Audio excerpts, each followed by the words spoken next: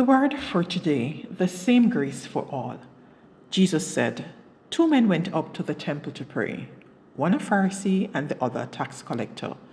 The Pharisee stood and prayed thus with himself, God, I thank you that I am not like other men, extortioners, unjust, adulterers, or even as this tax collector.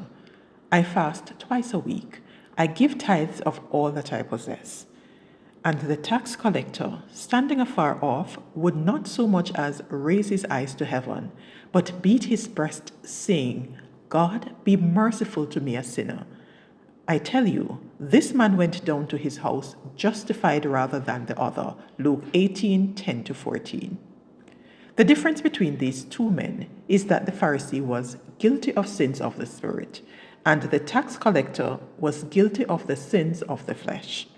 Pride shut the door of heaven to the Pharisee, and humility opened the door of heaven to the tax collector. The Pharisee said he was innocent but went home guilty. The tax collector acknowledged he was guilty and went home innocent. The tax collector didn't use the usual Hebrew word for mercy. The word used here dates back to the Hebrew word kippur, which means atonement, as in Yom Kippur, which means the Day of Atonement. The word atonement means to cover.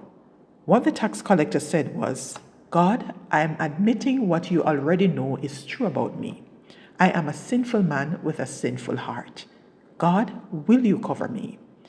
That's all God needed to hear from him to save him. And that's all God needs to hear from you too.